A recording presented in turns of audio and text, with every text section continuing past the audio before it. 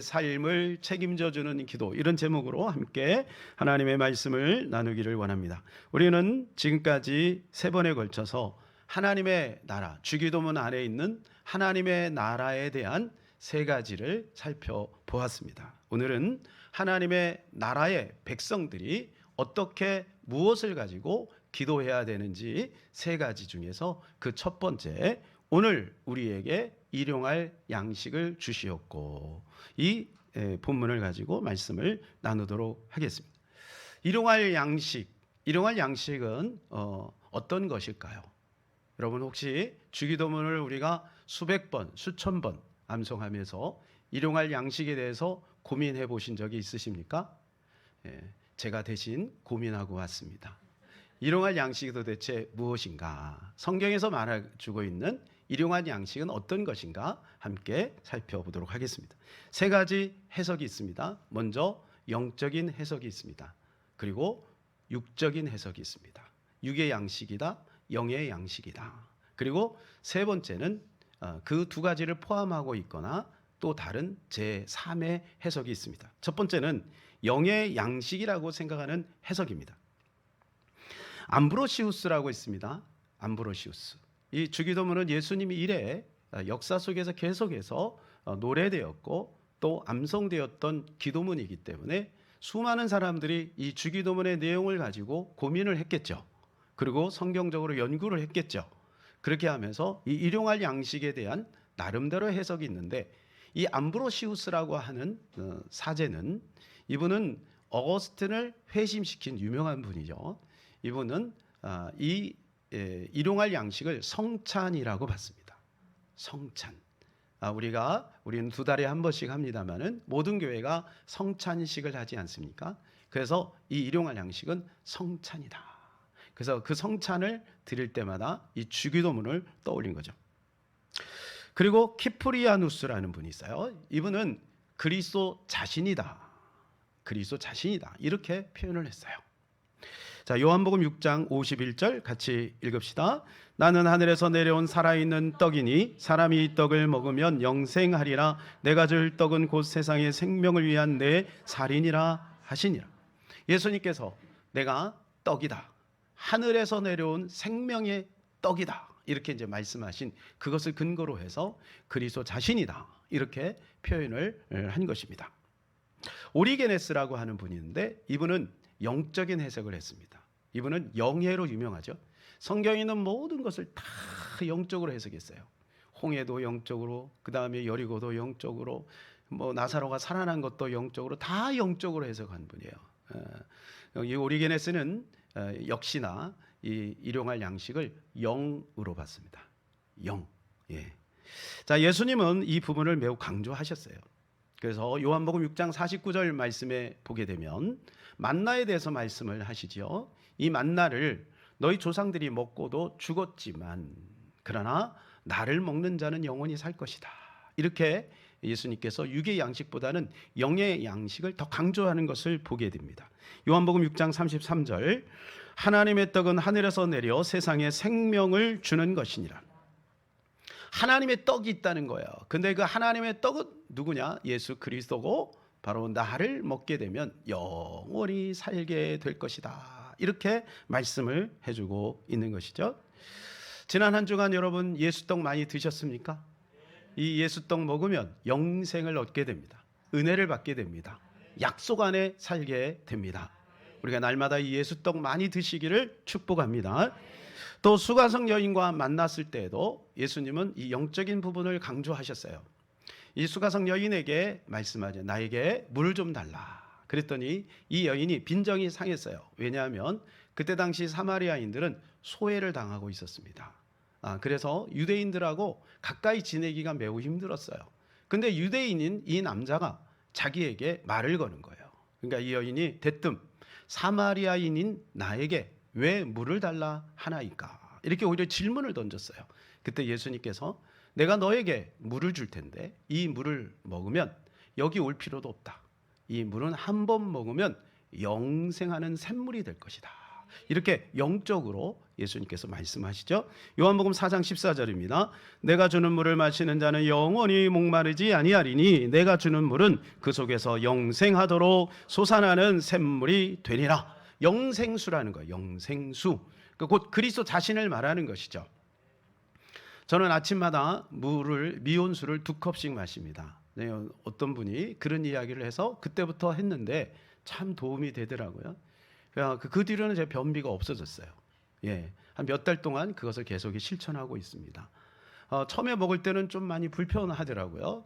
빈속에다가 물을 2컵씩이나 가득해서 마시려고 하니까 많이 불편하더라고요. 근데 지금은 습관이 돼서 아무렇지도 않게 그렇게 마십니다만은 그렇게 마시고 나니까 얼마나 화장실이 편한지 모르겠어요. 여러분도 한번 해보시기를 축복합니다. 효과 있으면 저에게 선물 주세요. 미온수만 마셔도 이렇게 좋은데 영생수를 마시면 얼마나 좋겠습니까? 우리 주 예수 그리스도는 영원한 샘물이 되십니다. 그 영생수 많이 마시는 저와 여러분 되시기를 축복합니다. 그런가 하면 육의 양식으로 해석한 분들이 있어요. 요한 크리소스톰. 요한 크리스토는 황금의 입이라고 그래. 그때 당시에 설교를 너무 잘한 거예요. 그래서 사람들이 별명을 지어줬는데 황금의 입이다. 근데 이분은 이렇게 해석을 합니다. 일용할 양식은 우리가 하루를 살기에 충분한 양식이다. 그때 당시는 먹고 살기가 힘들었던 시절이죠. 그러니까 일용할 양식을 반드시 구해야 되는 것입니다. 하루를 살아가는 데 있어서 충분한 양식. 지금도 그 하루 양식이 없어서 힘든 분들이 많죠. 자, 우리나라에도요, 한때는 이 기도를 드릴 수밖에 없는 시절이 있었습니다. 과거에 6.25 끝나고 나서 그리고 60년, 70년대에는 정말 먹고 살기가 빡빡했습니다. 그래서 하나님 앞에 이 문제를 가지고 주님 앞에 기도를 많이 올렸어요. 하나님, 오늘도 떼거리를 주시옵소서. 그런 기도 여러분 해보셨습니까? 우리 부모 세대는 이런 기도 많이 하셨습니다. 지금은 나이 드신 분들이 별로 안 계신데요. 1부 예배 때는 이한모 권사님 앉아 계시고 3부 예배 때는 배천식 권사님 앉아 계시고 또 우리 김기순 집사 영상으로 지금 예배 드리고 있는데요. 그분들은요, 이게 무슨 말인지 알아요. 그래서 겨울이 되면 겨울 나기를 합니다. 3가지를 준비하죠. 연탄, 쌀, 김장입니다. 그래서 옛날에는 이게 겨울 나기 전에 연탄 창고에 저렇게 연탄이 차 있으면 안심이 되는 거예요. 왜냐하면 난방 시설이 저 연탄밖에 없었거든요. 만일에 저 연탄이 없으면 그 냉골에서 얼마나 추위에 벌벌 떠는지 모르죠. 그런데 집안에 연탄이 꽉 차 있으면요, 자식들 보기도 좋고 아내 보기도 좋고 든든하게 겨울을 보내는 거죠. 또 저 쌀독에 쌀이 가득하게 있으면 안심이 되는 겁니다. 저 쌀이 다 떨어져갖고 바닥에 드륵 소리가 나면 그때부터 이제 불안한 거예요. 그죠? 김장. 요즘에 교회에서도 김장을 많이 안 하는데 한동안은 교회에서 여전도에서 반드시 1년 연중 행사였습니다. 김장을 반드시 해야 돼요. 그런데 지금은 이제 김장이 너무 싸잖아요. 그러니까 다 여기저기서 공수에다가 이제 먹는데 옛날에 반드시 겨울을 하려면 이 김장을 해야 돼요. 왜냐하면 반찬이 이거밖에 없어요. 김칫국, 또 김치나물, 그리고 또 그거 해가지고 또 전 부쳐 먹고 이거밖에 없는 거예요. 그러니까 김장은 필수였죠. 근데 김장을 잘해서 이제 항아리에다가 이게 땅을 파가지고 항아리에 다 김장을 이렇게 묻어두면은 그냥 든든하죠. 그런 시대가 우리나라에도 있었어요. 그래서 옛날 목사님들 간증을 들어보면 개척을 해가고 떼거리가 없는 거예요. 그래서 사모님이 젖이 안 나오니까 아이에게 젖도 못 주고 너무 힘들고, 그리고 지하에서 하나님 앞에 밤새워 철야를 하면은, 그리고 아침에 이제 새벽 예배 끝나고 이렇게 누가 성도도 없고, 그럼 문을 열고 이렇게 비끄는데 문이 안 열리는 거예요. 보니까 누가 쌀자루를 거기다 갖다 놓은 거지. 그런 간증들이 참 많았습니다. 그래서 하나님, 오늘도 양식을 주세요. 양식을 주세요. 이런 기도를 우리가 많이 했어요. 요즘엔 그런 기도 하시는 분들이 거의 아마 없을 겁니다. 오히려 어떻게 하면 덜 먹을까? 효과적으로 먹을까? 맛있는 거를 먹을까? 이런 고민들을 사실 우리가 하고 있는 것이죠. 제3의 해석이 있습니다. 이것은 어거스틴이 계명이라 그랬습니다. 계명. 그래서 예수님도 이 계명을 본인의 양식이라고 말씀을 하셨습니다. 요한복음 4장 34절입니다. 예수께서 이르시되 나 양식은 나를 보내신 이의 뜻을 행하며 그의 일을 온전히 이루는 이것이니라. 여러분도 그러십니까? 예수님의 양식은 빵이 아니고 주님의 말씀을 따라 사는 것, 주님의 계명을 이루는 것이다. 이렇게 이야기했어요. 우리도요, 하나님의 말씀을 따라가면요, 두둑합니다. 영혼의 안정을 갖게 돼요. 얼마나 감사한지 모르죠. 주님의 말씀을 따라가니까 그것이 우리에게 때로는 양식이 돼요. 예, 그래서 어거스틴이 이것을 그렇게 계명으로 본 것이죠. 자, 종교 개혁 이후에는 조금 해석이 약간 바뀌고 실제적으로 바뀌었습니다. 종교 개혁을 일으켰던 마틴 루터는 이 일용할 양식을 이렇게 보았습니다. 삶에 대한 모든 부분이다. 우리가 살면서 필요한 모든 필수품들이 있죠. 여러분의 필수품은 뭡니까? 개인 자가용, 개인 비행기, 뭐 수준 이 정도 되나요? 페라리, 뭐 이 정도? 여러분, 우리에게 필수품이 사람마다 다 다르죠, 그죠? 우리 아이들은 장난감일 수도 있고요. 또 중고등부 아이들은 아주 좋은 뭐 아이패드, 핸드폰, 뭐 이런 것이 될 수도 있겠죠. 그때 당시는 신발, 집, 정원, 경작지, 날씨, 또는 좋은 친구, 이런 것들이 다 일용할 양식에 들어간다는 거예요. 여러분 어떻게 생각하세요? 저는 여기에 동의합니다. 일용할 양식은 우리의 모든 삶의 모든 필요, 그것을 말하는 것이죠. 단 기금속은 제외한다. 기금속은 제외한다 이거죠. 그러니까 필요 이상의 더 많은 어떤 것을 욕심내는 것, 이 정도면 충분한데 더 욕심내는 것, 그런 것은 제외한다. 이렇게 말하는데, 예, 맞는 것 같습니다. 왜냐하면 일용할 양식이니까요. 칼빈도 이렇게 얘기했어요. 먹을 것뿐 아니라 우리의 삶에 필요한 문화까지 포함이 된다. 예를 들어서 커피. 저는 아침에 이렇게 사무실에서 핸드드립에서 커피를 마십니다. 그 시간이 너무 좋아요. 향긋한 커피 향이 쫙 이렇게 올라오면요, 얼마나 좋은지 몰라요. 그러다가 어떻게 이제 좋은 원두를 누가 구했다 그러면 제가 원두를 찾아다니지는 않습니다만은 혹시 뭐 친구 목사님이 그런 원두 조금 이렇게 주면요, 그거 너무 좋아요. 예, 그런 삶의 문화 또는 책, 그죠? 뭐 그러한 것들, 문화, 우리의 꼭 우리가 해야 될 어떤 문화 생활, 뭐 이런 것까지 칼빈은 거기다가 다 포함을 시켰습니다. 압축을 하면 바로 이런 것이죠. 영적, 정신적, 육체 건강적, 사회적으로 인간다운 복된 삶을 영위하기 위하여 필요한 모든 조건들, 이러한 것들이 바로 일용할 양식이라는 것입니다. 자, 이제 여러분 일용할 양식이 무엇인지 아시겠죠? 단지 우리가 먹는 것만 이야기하는 것이 아니고 지나치게 영적으로 해석을 하거나 지나치게 육적으로만 해석하는 것이 아니라 우리가 살면서 필요한 모든 것을 다 포함하고 있다는 것이죠. 이제 우리가 좀 더 문을 열고 그 안으로 조금 더 들어가도록 하겠습니다. 자, 이 일용할 양식을 구한다는 것은 무엇이냐면 우리에게 허용된 기도에 감사하라는 거예요. 일용할 양식을 주시옵고라고 주기도문 안에 그것을 집어넣은 것은요, 하나님께서 우리에게 우리가 살면서 필요한 모든 것들을 용인해 주시고 또 주시고자 하는 의향이 있다는 것입니다. 그리고 그것을 허용하셨다는 거예요. 그러면 우리는 마땅히 하나님의 자녀이기 때문에 하나님 앞에 이 모든 것을 구할 수 있는 권리가 있다. 예. 그래서 자녀 양육권이 있잖아요. 그죠? 그것을 하나님이 우리에게 주셨다는 거예요. 왜? 우리는 하나님의 자녀이기 때문에.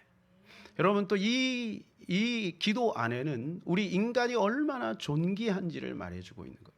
우리 인간은 잘났다 못났다 이런 걸 떠나서 그 존재 자체가 매우 귀중한 거예요. 왜냐하면 하나님의 형상으로 만들어졌기 때문에 그래요. 그래서 하나님 안에서는 우열이 없는 것이고 하나님 안에서는 당연히 차별도 없는 것이고 기독교가 들어간 곳마다 이 차별이 다 무너졌어요. 그죠? 지금 아프가니스탄에 다시 텔레반이 들어가면서 이 차별이 점점 심화되고 있지 않습니까? 여성들이 그 인권을 위해서 운동했다고 해서 그것을 기사화하려고 했던 그 기자들, 기사화도 못 시켰는데 그냥 채찍으로 온몸이 시퍼렇게 멍들도록 때려버렸어요. 그런 나라예요. 그런데 여러분, 기독교가 들어가면 그런 것들이 다 사라지는 거죠. 우리나라에도 유교 아래에 있을 때 기독교가 들어감으로 여러분, 여권 신장이 이렇게 높아진 겁니다. 하나님의 은혜죠. 예. 이 모든 것은 바로 하나님께서 우리 인간이 얼마나 소중한지를 알려주시는 내용들이죠. 자, 우리가 존중받아야 될 그런 존귀한 자이지만 단 한 가지 조건이 있어요. 그거는 죄를 멀리할 때입니다. 죄를 멀리할 때. 그래서 우리는 죄가 들어오는 통로를 조심해야 됩니다. 우리는 죄를 짓지 않기 위해서 몸부림치고 몸부림칩니다. 그러나 때로는 우리는 죄를 지을 수밖에 없는 연약한 존재이죠. 그때 하나님께서 우리에게 그것을 해결할 수 있는 창구를 열어놓으셨어요. 그것이 바로 회개인 것입니다. 그러니까 회개는 뭐냐 하면 축복 중에 축복이다. 세상 사람들은 회개의 방법이 없어요. 뉘우침은 있지만 회개는 없어요. 회개라고 하는 것은 리셋하는 거예요. 원래 자리로 돌아가는 거예요. 주님은 동에서 서로 몸처럼 기억지도 않는다고 그랬어요. 여러분, 이것만큼 축복이 어디 있겠어요? 그래서 천국에 가면 회개한 것들은 싹 치워져 있는 거예요. 사랑하는 여러분, 하나님 앞에 회개를 즐겨 하시기를 축복합니다. 우리 손에 지우개가 있다면, 글씨를 쓰다가 잘못 쓴 것 있으면 우리는 지체 없이 지우개를 사용합니다. 이거를 망설이는 사람은 없어요. 우리 손에 이 회개의 지우개가 있는 줄로 믿습니다. 날마다 이 회개의 지우개로 사용하여 우리의 영혼이 깨끗하게, 클리어하게, 거룩하게, 성결하게 되는 놀라운 축복이 우리 가운데 있음을 누리시기를 바랍니다. 그래서 우리가 이렇게 깨끗하게 주님의 형상으로 회복된 자들은요, 하나님 앞에 나가서 당당하게 구할 수 있는 겁니다. 요한일서 5장 14절입니다. 시작. 그를 향하여 우리의 가진 바 담대한 것이 이것이니 그의 뜻대로 무엇을 구하면 들으십니다. 할렐루야. 무엇을입니다. 무엇을. 그 어떤 것도 상관이 없습니다. 마음의 소원을 가지고 하나님 앞에 기도하면 하나님이 반드시 응답하신다고 말씀하셨어요. 구하라, 찾으라, 두드리라, 내가 응답하겠다. 주께서 약속해 주셨습니다. 여러분의 모든 필요를 하나님 앞에 구하시기를 축복합니다. 예, 저는 가끔 이러한 하나님의 축복들을 경험합니다. 하나님께 기도하면요, 하나님은 응답해 주세요. 예, 하나님은 놀랍게 응답해 주세요. 저는 이사할 때 많이 그걸 경험해요. 이사할 때 어떤 집에서 살다 보면 요게 이렇게, 예를 들어서 창문이 남향으로 있으면 좋겠다. 2층 정도 있으면 좋겠다. 이렇게 베란다가 넓으면 좋겠다. 이런 거 구체적으로 하나님 앞에 기도를 드리거든요. 그러면 하나님이 이사하고 나고, 이사할 땐 잘 몰라요. 근데 지나다 보면 와, 어쩜 하나님이 이렇게 기가 막히게 인도하시는지 몰라요. 아마 여기서 경험하신 분들이 많이 있을 겁니다. 여러분, 기도하면요, 반드시 하나님의 자녀들에게 응답해 주세요. 예. 그래서 저는 일본에 갈 때도, 또 일본에서 올 때도 하나님의 응답을 참 많이 받았습니다. 네. 빌립보서 4장 19절에 보면 이런 말씀이 있어요. 시작. 나의 하나님이 그리스도 예수 안에서 영광 가운데 그 풍성한 대로 너희 모든 쓸 것을 채우시리라. 할렐루야. 하나님 우리의 모든 쓸 것을 채워주시겠다고 말씀해 주셨습니다. 시카고에 가난한 가부 호킨슨이라고 하는 부인이 살고 있었습니다. 이분은 만성 관절염으로 몸이 안 좋았어요. 그런데 외아들이 있었는데 이 외아들이 정신박약아입니다.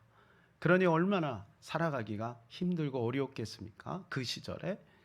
그래서 이제 그 가정을 이제 청년의 신방대원들이 이 청년 때문에 방문을 한 거예요. 근데 가정을 이렇게 둘러보니까 너무너무 힘들게 살아가는 거죠. 그래서 그 여인에게 물어봅니다. 아무개 집사님, 앞으로 어떻게 살아가실 거예요? 그랬더니 이 집사님은 밝게 웃으면서 망설임 없이 이렇게 말해요. 하나님이 공급해 주십니다. 하나님이 저희의 모든 필요를 채워 주십니다. 이렇게 막 이야기를 하는 거예요. 자기가 볼 때는 소망이 없는데 이 집사님 얼굴에는 미소가 있고 너무나도 당당하게 하나님이 공급해 주신다고 이야기하는 거예요. 알고 보니까 이 집사님의 좌우명은 뭐냐면 하나님이 공급해 주신다 이거예요. 어려울 때마다 사람들이 물어보면 늘 이렇게 대답을 한 거예요. 그런데 이분이 이제 참 힘들게 사시다가 너무 힘들게 사시다가 돌아가신 거예요. 그리고 장례를 치르고 지난번에 갔던 그 청년들이 이제 그 청년이 있잖아요. 정신박야가. 그리고 청년을 돌봐주려고 그 가정에 방문을 했는데 이 청년이 그냥 어떻게 된 것도 모르고 지금 상황을 잘 이해도 못하고 지금 자기가 우표를 모았다고 막 우표를 자랑하는 거예요. 우표. 나 우표 많이 모았어. 그러면서 우표를 막 자랑. 보니까 우표가 많이 모았더라고요. 그러면 편지는 어디 있냐고. 그랬더니 편지는 저기 있다는 거예요. 그러니까 이 친구는 이 우표가 너무 좋은 거야. 그러니까 엄마가 이제 근근히 이제 가서 일을 할 때 우표물이 오면 그냥 우표만 띄고 그냥 편지 봉투는 저기다 던져버리고 그런 거예요. 그래서 청년들이 그 안에 뭐가 있나, 무슨 편지가 있나 이제 궁금했던 거예요. 그래가지고 그 우표물을 이렇게 열었는데 세상에 그 우표물에 때마다 시마다 돈이 온 거예요. 돈이 온 거예요. 그러니까 하나님께서 이 부인의 모든 삶을 책임져 주신 거죠. 어찌 보면요, 우리의 삶 속에 하나님께서 이러한 공급이 있었는지도 몰라요. 이러한 우편물을 시마다 때마다 보내주셨는지도 몰라요. 근데 우리는 그걸 받고도 무심하게 던져버리거나 아니면 그냥 뭐 어떻게 된 거겠지, 우연히 된 거겠지 하고 그렇게 흘려보내지는 않았을까요? 하나님께서는 우리의 모든 필요를 채워주시는 것이죠. 여러분의 필요가 있습니까? 주님 앞에 구하여 응답받으시기를 축복합니다. 그런데요, 우리는 나의 결핍만 기도할 것이 아니고 우리의 결핍을 위해서도 기도해야 된다는 거예요. 오늘 본문을 다시 한번 읽어볼까요? 오늘 우리에게 일용할 양식을 주시옵고. 우리의 기도는 나에게라고 하지 않고 우리의 일용할 양식이라고 되어 있어요. 여러분, 우리는 우리 가족뿐만 아니라 우리의 이웃, 더 나아가서 이 민족 가운데 우리 모든 백성들, 북한과 그리고 전 세계에 있는 모든 사람들을 다 포함하고 있는 것입니다. 그래서 우리는 이것을 기도해야 돼요. 지금 이 지구촌에는요, 굶어 죽어가는 사람들이 너무너무 많아요. 5초에 한 명씩 지금 굶어 죽어가고 있어요. 여러분, 지금도 제가 설교하는 이 짧은 시간 속에서 많은 아이들이 먹지 못해서 굶어 죽어가고 있다는 거예요. 저는 이것이 믿겨지지 않아서 이것을 찾았어요. 그 어떤 책이 있더라고요. 그 책에서 그거를 조사를 한 거예요. 5초에 한 명씩, 5초에 한 명씩, 5초에 한 명씩 아이들이 지금 죽어가고 있는 거예요. 잘 사는 나라에서는요, 식량이 남아 돌아가요. 식량이. 우리나라에서도요, 1년 동안에 음식물 쓰레기로 버려지는 양이 음식물 전체 7분의 1이에요. 여러분 한번 가만히 보세요. 여러분이 음식하는 것 중에서 얼만큼 버려지고 있는가? 그 7분의 1 속에는 우리가 버리고 있는 그 음식도 포함되어 있는 거예요. 이것을 돈으로 환산하면 25조가 됩니다. 제가 한동안 이것을 알고 우리 청년들하고 피자 먹을 때마다 그 위에 봉우리 있는 거 그거 야 그것도 먹어 그렇게 했는데 제가 또 새까맣게 잊어버리고 제가 음식물 낭비를 하고 있더라고요. 제가 이 말씀을 준비하면서 음식물 낭비하면 안 되겠다. 그들은요, 이것이 생존의 문제지만 우리는 이것을 막 버리고 있다는 것이죠. 뿐만 아니라 이제 이 농사 짓는 분들이요, 이제 선진국에서 이제 농사 짓는 분들이 수요와 공급을 맞추려고 이것을 이렇게 일부러 폐기를 하는 거예요. 왜냐하면 그렇게 하지 않으면 이것이 폭락을 해버리니까 지금 우리나라의 고추 농사가 지금 그렇게 되고 있다고 하지 않습니까? 그래서 옛날에 이 내용이 있는 영상을 여러분들에게 한번 보여주면서 이것이 얼마나 심각한지를 한번 나눠보도록 하겠습니다. 영상을 보실까요? 경기 불황과 청탁 방지법 시행으로 식당에서 청양고추 소비가 줄면서 가격이 크게 떨어졌습니다. 직격탄을 맞은 농민들은 차라리 버리는 게 낫다면서 자식처럼 키운 농산물을 폐기해야만 했습니다. 오태인 기자가 보도합니다. 농민들이 멀쩡한 청양고추를 처분하기 위해 자루에 담습니다.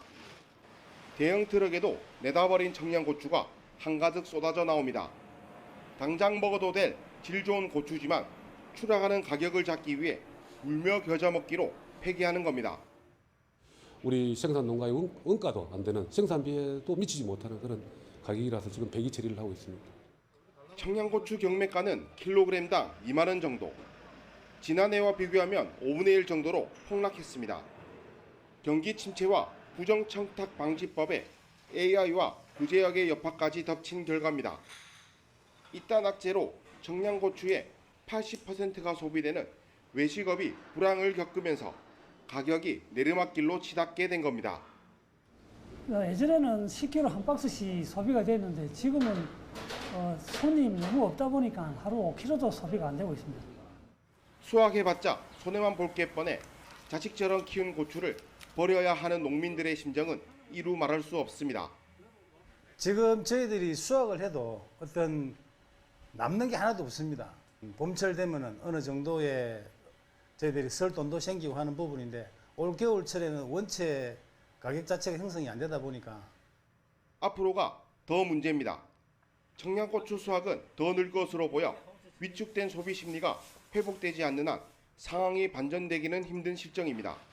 봄은 왔어도 고추 농사를 짓는 농민들의 마음은 여전히 겨울입니다. YTN 오태인입니다. 농민들의 마음은 얼마나 힘들겠습니까? 그런데 이제 세계 곳곳에서 우리나라뿐만 아니라 이러한 일들이 이제 벌어지는 거죠.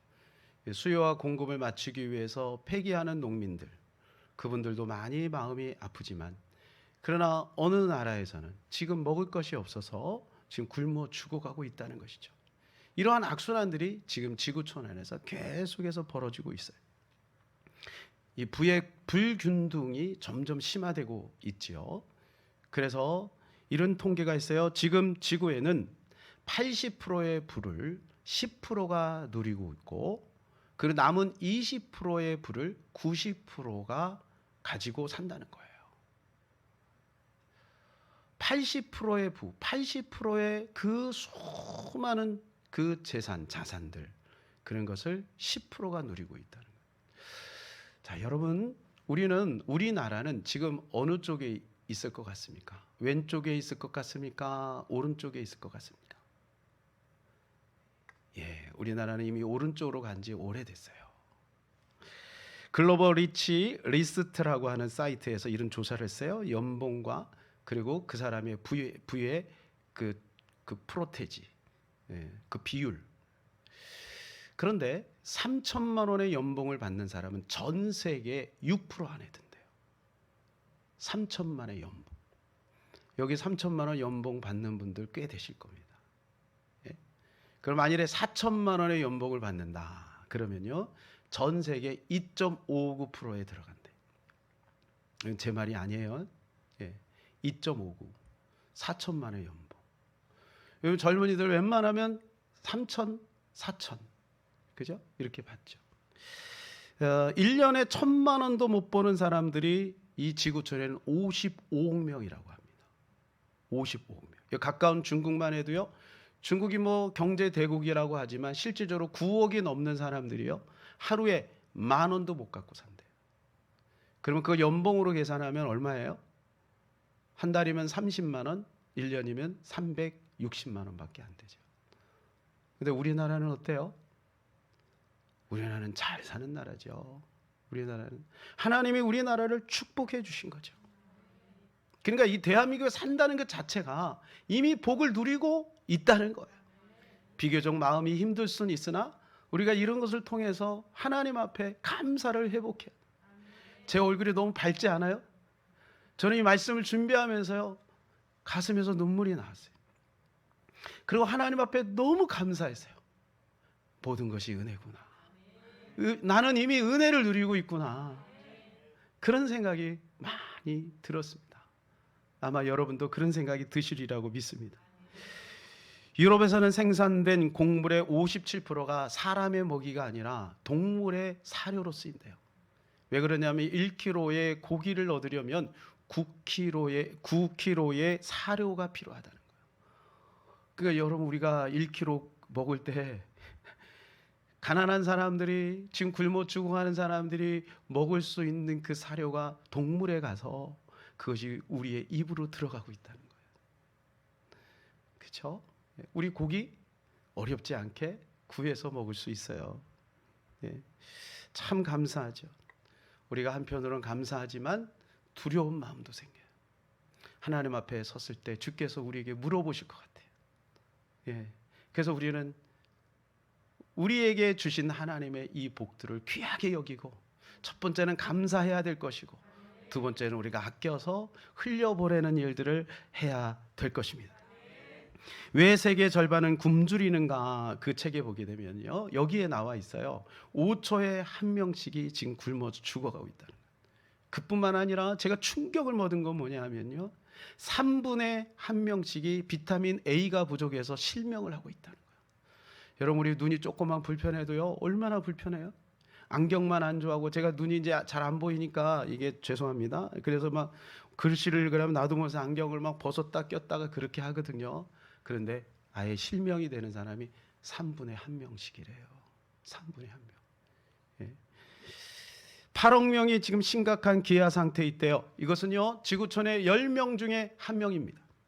10명 중에 1명이 지금 심각한 영양실조 및 기아 상태에 있다는 겁니다. 이유는 내분과 그리고 분쟁으로 인해서 이러한 악순환들이 계속해서 이루어지고 있는 것이죠. 우리가 하나님 앞에 일용할 양식을 달라고 기도한다라고 하는 그 의미 속에는 단지 우리가 먹고 사는 문제만 달려 있는 것은 아닌 것 같습니다. 우리나라에 지금 자살률이요, 지금 자살 백서가 올해 나왔죠. 2019년도에 이 자살이 무려 13,799명이에요. 한 해. 그래서 10대부터 30대까지는요, 사망률 1위가 자살입니다. 암보다도 높아요. 40대에서 50대는 암 다음으로 1위예요. 그리고 우리나라가 심각합니다. OECD의 평균 자살률보다 우리나라가 2배가 높아요. 그러니까 우리나라가 잘 살지요. 80%의 그 부 안에 우리는 들어가 있지요. 그러나 우리가 잘 사는 것인가요? 우리 이 정도면 괜찮은 것인가요? 그렇지 않다는 것입니다. 우리는 우리 이웃들을 위해서 기도해야 되고, 우리는 그들에게 찾아가서 이 복음을 증거해야 되는 것입니다. 나 한 사람 음식물 쓰레기 줄이고 음식물을 좀 아낀다고 해서 무슨 소용이 있겠는가, 이런 생각이 들 수도 있겠어요. 그러나 첫 번째는 하나님이 기뻐하실 거예요. 두 번째는 우리가 그것을 조금 더 아껴서 정말로 힘들고 어려운 우리 아프리카 아이들과 또 우리 이웃들에게 우리가 좀 그들에게 베풀 수 있다면 얼마나 귀한 일이겠습니까? 저는 그런 의미에서요, 말씀 준비하다가 우리 성도님들이 참 귀하다. 우리 교회가 그렇게 크진 않은 교회지만 지금까지 우리는 OK 운동을 시작해서 멈추지 않고 계속했습니다. 여러분들의 소중한 헌금으로 그렇게 하고 있는 것이죠. 또 얼마 전에 아프가니스탄에 우리가 여러분의 귀한 헌금을 또 흘려 보냈습니다. 또 맥주 감사절 그 헌금을 우리 북한 선교회에 또 사용을 했습니다. 이렇게 할 수 있는 것이 얼마나 감사하고 여러분들의 수고에 너무너무 감사한 마음이 들었습니다. 매 순간 우리는 두 번째로 매 순간 하나님을 의지해야 될 존재임을 깨닫게 됩니다. 이제는 우리가 이 일용할 양식하면 그 생존의 문제가 아니에요. 지금은 미식의 문제입니다. 스크루테 편지 이야기를 제가 자주 합니다만 여러분 안 읽으신 분들은 꼭 한번 읽어보세요. 마귀의 전략 중에 한 가지가 뭐냐 하면 이제는 양껏 먹는 것에서 맛있는 것 먹는 것으로 변질시켜라요. 맛있는 것 먹기 위해서 시간을 들이고 멀리까지 가게 해라. 그렇게 하면서 시간을 다 낭비하게 만들어라. 이것이 그 스크루테이프의 작전인 거예요. 마귀 스크루테이프의 작전인 거예요. 많은 사람들이 지금 여기에 현혹되고 있는 거죠. 여기에 넘어가고 있는 거죠. 여러분, 우리는 이러한 때에 어떻게 해야 되겠습니까? 우리나라가 이렇게 경제적으로 성장하고 발전되고 잘 사는데도 불구하고 지금 사회는 점점 피폐해지고 있어요. 왜 이렇게 끔찍한 사고들이 많이 벌어지는지 모르겠어요.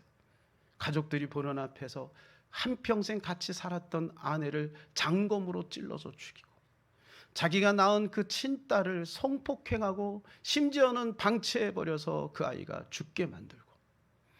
그러면 이게 말도 안 되는 일들이 지금 우리나라에서 벌어지고 있어요. 동성애 차별금지법, 평등법, 60년대, 70년대는 생각지도 못할 일이에요. 여러분, 이러한 것들을 자꾸 법제화해서 통과시키려고 하는 나라들이 어떤 나라냐면, 못 사는 나라들은 이런 거 신경도 못 써요. 먹고 살만한 나라들, 그 나라들이 여러분 이상한데 하나님이 주신 이 놀라운 축복들을 이상한 쪽으로 힘을 지금 쓰고 있는 거예요.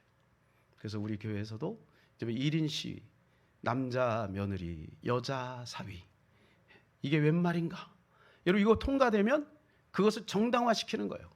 우리 옆집에 그런 사람이 들어올 수도 있고, 지난번에 우리 영상을 봤듯이 우리 주변에 내가 알고 있는 사람들 중에 그러한 사람들이 나올 수도 있는 거예요. 왜냐하면 이것이 통과하면 법적으로 의무적으로 교육을 시키는 거예요. 그렇지 않아도 지금 학생 인권 조례안 이게 통과돼서요, 지금 학교마다 그 어린 아이들한테 이걸 가리키고 있다는 거죠. 여기 우리 초등학교 선생님 계셨던 박현옥 집사님도 알고 계시죠. 여러분, 이러한 일들이 벌어지면 우리 아이들 머릿속에 무엇이 들어오겠습니까? 죄가 아닌 거예요. 타락이 아닌 거예요. 이것이 미화되는 거예요. 유럽에서 이것이 통과된 다음에 트랜스젠더가 되려고 하는 것이 수백 배가 올라갔어요. 아이들이 그런 소망이 생긴 거예요. 성의 정체성이 내가 남자인지 여자인지 잘 모르는 거예요. 학교 선생님들이 그렇게 가리키라고 지시가 내려오니까 성이 수백 개가 있다고 하는 거 아니에요? 남성, 여성이지 어떻게 이렇게 성이 수백 개가 있어요? 이러한 문제들이 지금 우리나라에 점점 혼란으로 다가오고 있다는 거예요. 그러니 우리가 일용할 양식을 주시옵소서라고 기도할 때 그 내용 안에는 이것도 같이 포함되어 있는 거예요. 오늘 자살한 사람들은 어디에 가 있겠습니까? 우리의 이웃들 중에 수많은 사람들이 그렇게 되고 있어요. 여러분, 그러니 우리가 이 복음을 증거해야 되지 않겠습니까? 두 가지 이야기를 드리고 말씀을 맺기를 원합니다. 미국에 1923년도에 6대 재벌들이 모였습니다. 그때 그 재벌들이 한 자리에 모이기가 쉽지가 않아요. 시카고 한 호텔에 모인다는 소문을 듣고 전 세계 언론이 이제 이것을 보도하기 시작합니다. 미국의 언론들은 연이어서 청년들에게 어떻게 하면 부자가 되고 어떻게 하면 자수성가해서 그렇게 재벌이 될 수 있는가, 뭐 그런 것들을 스토리로 계속해서 내보냈죠. 그런데요, 25년이 지난 다음에 그들을 뒷조사를 했는데 깜짝 놀랄 일이 벌어졌어요. 한 명도 예 없이 비참한 최후를 맞이했다는 거예요. 미국의 최대 제철 회사 회장인 찰스 스타하브는 말년에 돈이 없어서 남들에게 돈을 구워가면서 생계를 유지했대요. 그리고 무일푼으로 초라한 삶을 마감했대요. 최대 투기업자였던 아서 커트는 사업에 실패해서 고생하다가 외국에서 죽었대요. 뉴욕의 증권거래소 이사장이었던 리차드 휘트니는 감옥에서 석방되어 최후를 보내게 되었대요. 미 재무성의 재무장관 출신인 엘버트 폴은 감옥에서 특사를 받아서 나와 집에서 외롭게 생을 마감했대요. 국제개발은행장이었던 레온 프레이저는 자살로 생을 마감했대요. 세계 최대 거비였던 아이바 크로이거도 같은 길을 걸었어요. 비슷한 생애로 마감을 했어요. 여기서 우리가 알 수 있는 것은 무엇입니까? 하나님이 없는 분은 영원하지 않다는 거예요. 하나님이 없는 분은 진정한 행복을 우리에게 가져다 주지 않는다는 거예요. 차라리 초가삼간에 살지라도 주님의 은혜 가운데 살아가는 것이 더 복되다라고 하는 것이 잠언에 기록되어 있지 않습니까? 생명의 삶이라고 하는 큐티 책에 나왔던 이야기입니다. 시골에서 막 올라온 소년이 있었습니다. 그래서 한 부잣집에 심부름꾼으로 들어갔어요. 근데 이 소년이 아주 총명했던 것 같아요. 근데 거기는 다 크리스찬 가정이었고 당연히 이 소년도 크리스찬이 되었어요. 너무 총명해서 이 주인이 이 소년이 마음에 드는 거예요. 그래서 열심히 공부를 가르치고 대학도 나오고, 그래 자기의 딸하고 결혼도 시켰어요. 그리고 이 부자는 죽게 되었고 그 가지고 있는 모든 재산을 사위에게 다 넘겨줬어요. 그런데 불행한 일이 벌어졌어요. 그 딸이자 그리고 아내인 그 부인이 첫째 아이를 출산하다가 정신 문제가 와버린 거예요. 남편도 알아보지 못하고 남편에게 손가락질하고 어느 날 옷을 다 벗고 뛰쳐나가서, 이게 동네 창피한 일이죠. 그럼에도 불구하고 그 아내를 데리고 오고 돌봐주면서 새벽마다 하나님 앞에 기도를 한 거예요. 그렇게 오랜 시간을 참고 견디면서 기도하는 가운데 12년이라는 세월이 훌쩍 지났어요. 그리고 어느 날 아침 이 아내가 여보 하면서 자기의 품에 안기는 거예요. 그 뒤로도 이 남편을 지극정성으로 이 아내를 잘 돌봐 주었어요. 사랑하는 여러분, 우리는 은혜를 받은 자입니다. 어찌 보면 이 소년같이 그렇게 힘들고 어려운 삶 속에서 하나님께서 이 나라에게 축복을 주셨고 또 저에게도 너무 많은 복을 주셨어요. 또 여러분에게도 아마 그럴 겁니다. 그럴 때 때로는 하나님의 은혜가 닫혀 하나님이 나에게 아무런 응답도 없는 것 같고 어려움이 있는 것 같고 오히려 내가 신앙생활 하는데 어떤 마음의 갈등도 있고 오히려 복잡한 일이 생기고 주일날 주 앞에 나오는 것이 귀찮고 때로는 교회에서 어떤 일을 요구할 때 왜 그런 것들을 하는지 의문이 생기고, 그럴 때 우리가 어떻게 반응해야 되겠습니까? 이 남편처럼 그렇게 하나님 앞에 믿음을 가지고 끝까지 신실하게 주님의 그 놀라운 은혜에 보답하는 양으로 그렇게 우리가 살아가야 되지 않겠습니까? 하나님은 우리에게 놀라운 은혜를 베풀어 주셨어요.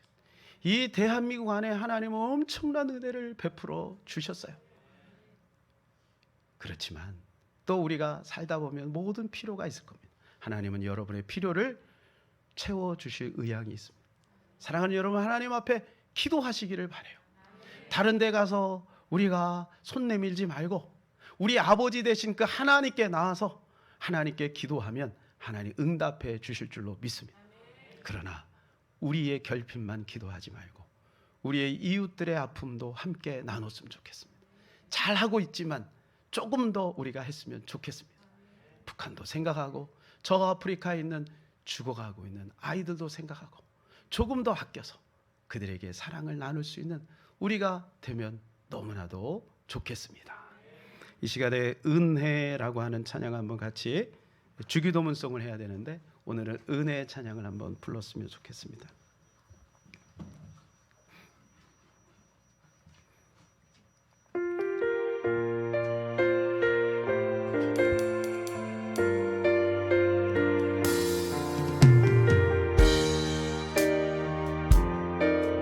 내가 누려왔던 모든 것들이 내가 누려왔던 모든 것들이 내가 지나왔던 모든 시간이 내가 걸어왔던 모든 순간이 당연한 것 아니라 은혜였어. 아침 해가 뜨고 저녁에 노을 봄의 꽃향기와 가을의 열매 변화는 계속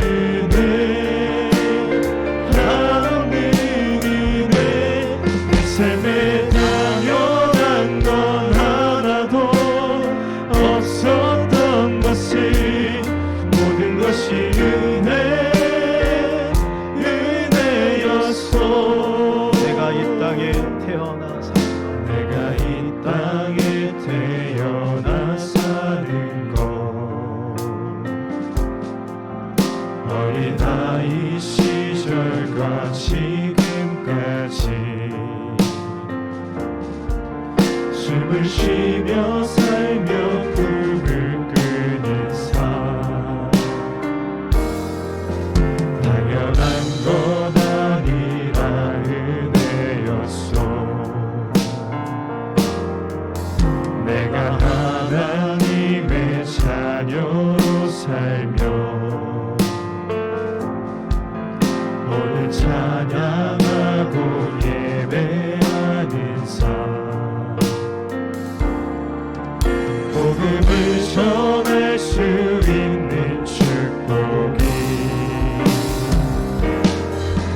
당연한 것 아니라 은혜였소. 모든 것이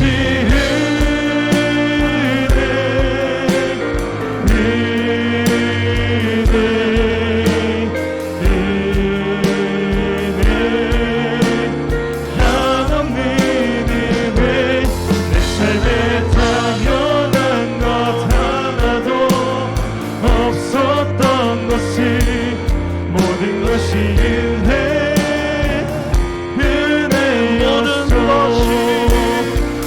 모든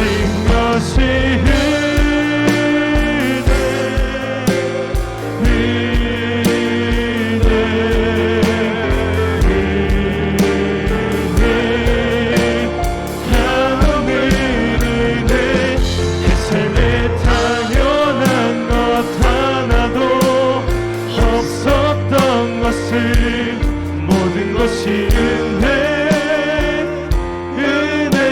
은혜였소. 이 시간에 우리가 감사부터 했으면 좋겠습니다. 감사합니다 주님이라고 고백했으면 좋겠습니다. 그리고 혹시 우리가 낭비했던 것들이 있다면 하나님 조금 줄이겠습니다. 아껴서 나누기를 원합니다. 하나님 우리 교회가 더 흘려보내기를 원합니다. 우리 귀한 성도님들을 통해서 또 이 교회를 통해서 더욱더 어렵고 힘든 목회자들과 또 가난하고 헐벗은 마음의 고통 속에 있는 우리 이웃들, 그리고 조금 더 멀리 지금 굶주려 죽어가고 있는 우리 모든 아프리카에 있는 또 저 남미에 있는 우리 지체들을 하나님 품기를 원합니다. 도와주시옵소서. 이 시간에 우리 그런 마음으로 같이 한번 기도하기를 원합니다. 주여 하고 기도합니다. 주여.